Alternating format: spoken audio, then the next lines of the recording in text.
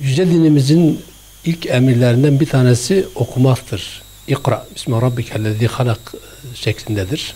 Dolayısıyla biz Müslümanlar olarak hem kendimiz okuyacağız hem de yeni neslimize, gelecek çocuklarımıza okumayı öğreteceğiz. Evvela çocuklarımıza okumayı öğretmek için kendimizin okuması lazım. Sürekli elimizde, koltuğumuzun altında birer kitapla çocuklarımıza, neslimize kendimizi göstermemiz gerekiyor. Ki onlar da bize bakarak okumalarını sağlamaları gerekiyor. Bizim okumadığımız, yani ebeveynler olarak, büyükler olarak okumayan bir toplumda çocukların okumasını beklemek abeste iştigaldir. Okumak önemli bir görevdir Müslümanlar için. Ancak okuduğumuz kitapların, okuduğumuz yazıların, yani okuduklarımızın ehemmiyeti de son derece önemlidir. Neyi okuduğumuzu da bilmemiz gerekiyor. Çocuklarımızı, neslimizi, geleceğimizi okumaya yönlendirirken ellerine okumaları gereken kitapları da tutuşturmamız gerekiyor. Bu vesileyle biz hem okumayı sevdireceğiz, öğreteceğiz hem de neyi okuyacaklarını kendilerine belleteceğiz. Dolayısıyla ben şöyle bir örnekle örneklendireyim. Bizim herhangi bir lokantaya gittiğimiz zaman parasını vererek oturup yemek ısmarladığımız zaman gelen yemek midemize dokunacak ise biz o yemeği yemeyiz. Parasını vermemize rağmen. Dolayısıyla beynimize dokunan kitaplar da olabilir.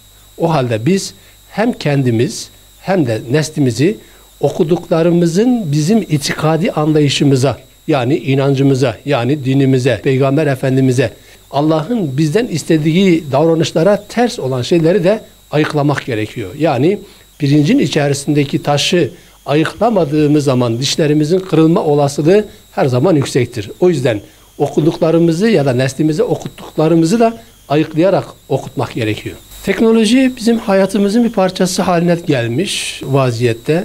Dolayısıyla teknolojiden bağımsız bir şey düşünmek pek artık mümkün değil.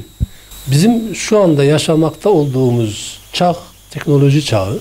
Dolayısıyla kendimizi hiçbir şekilde teknolojiden soyutlayamıyoruz. Teknoloji bir şekilde hayatımızın her tarafını kaplamış vaziyette. O yönüyle de okumalarımıza da etki ediyor. Ancak bu aletlerin de özellikle kendisini kontrol edemeyen gençler üzerinde zaman zaman olumsuz etkiler oluşturabiliyor. O yüzden çocuklarımıza teknoloji üzerinden okumayı sağlayacak isek eğer kontrollü bir şekilde yapmamız gerekiyor. Yani zaman zaman bakıyorsunuz ki teknolojiyi üreten kesimler bir olumlu bir şeyi bize verirlerken içine 15 tane de olumsuz şeyi katarak bize veriyorlar. Biz bu yönüyle teknoloji aletlerini kullandığımız zamanlarda çok dikkatli olmamız gerekiyor. Özellikle çocuklarımız, özellikle yeni neslimiz üzerinde bu olumsuz etkileri en aza minimize ederek bu okumayı sevdirmemiz ve yürütmemiz gerekiyor.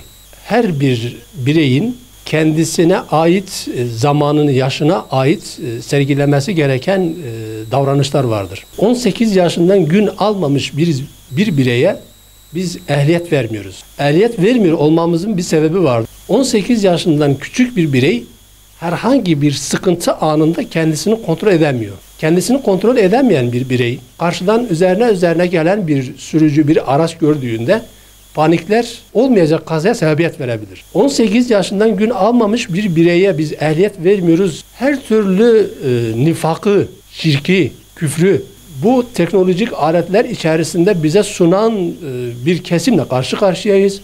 O halde biz teknolojik aletlerle kitaplara ulaşırken kişinin durumunu çok iyi değerlendirmemiz lazım.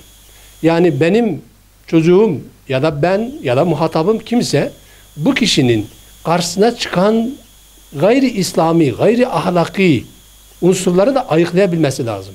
Ayıklayamıyorsa, eğer böyle bir yetkinliği yoksa vermiş olduğumuz her teknolojik bir alet, tabirimi caiz görün, birer bombaya dönüşecektir. O yüzden neyi, nereden, nasıl ulaşacağını öncelikle çocuklarımıza, neslimize öğretmek gerekiyor. Sonra kontrollü bir şekilde bu teknolojik aletlerden faydalanmasını bekleyebiliriz.